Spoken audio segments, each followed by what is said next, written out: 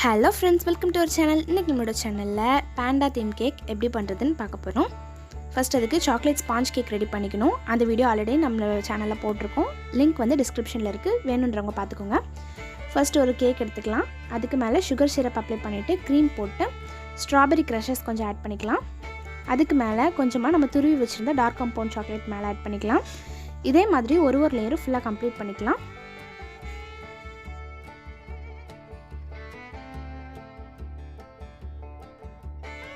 Final layer வச்சதுக்கப்புறமா நம்ம சைட்ஸில் அன்ஈவனாக இருக்கிற பார்ட்டில் க்ரீம் வச்சு கவர் பண்ணிக்கலாம்.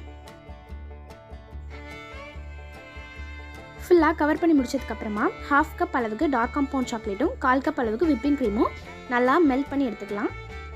மெல்ட் பண்ணதுக்கப்புறமா இந்த மாதிரி பேண்டாவோட ஐஸ் வரைஞ்சிக்கலாம். இதில் காட்டுற மாதிரி ஒரு விஷயமும் நீங்கள் வரைஞ்சிக்கோங்க. இப்போது நம்ம விப்பிங் க்ரீமை இந்த மாதிரி வச்சுக்கலாம். இப்படி பெருசாக வைக்கிறப்போ அதோட நோஸ் நல்லா பெருசாக தெரியும். இப்படி ஃபுல்லாக வச்சு எடுத்துடலாம்.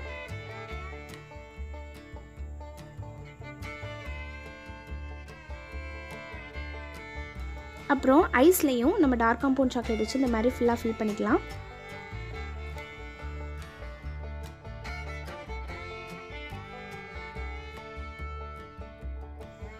அதுக்கப்புறமா ட்ரையாங்கிளில் தலைகீழ திருப்பி போட்ட மாதிரி அதுக்கு குட்டியாக ஒரு மூக்கு வரைஞ்சிக்கலாம். அது கூடவே அதுக்கு குட்டியாக ஒரு வாய் வரைஞ்சிக்கலாம். அவ்வளோதான். இப்போ அதோட காது வைக்கிறதுக்காக நம்ம ஒரு ஓரியோ பிஸ்கட் எடுத்துக்கலாம். அதை 2 காதுக்கு வச்சுட்டு அதுக்கு மேலே சாக்லேட் ட்ரிப்பிங் கொடுத்துட்டோம்னா அவ்வளோதான், நம்மளோட பேண்டா கேக் ரெடி ஆயிடுச்சு. நீங்களும் கண்டிப்பாக இது மாதிரி உங்கள் வீட்டில் ட்ரை பண்ணுங்கள். ட்ரை பண்ணிவிட்டு எப்படி இருந்துச்சுன்னு கமெண்ட்டில் சொல்லுங்கள். தேங்க்ஸ் ஃபார் வாட்சிங்.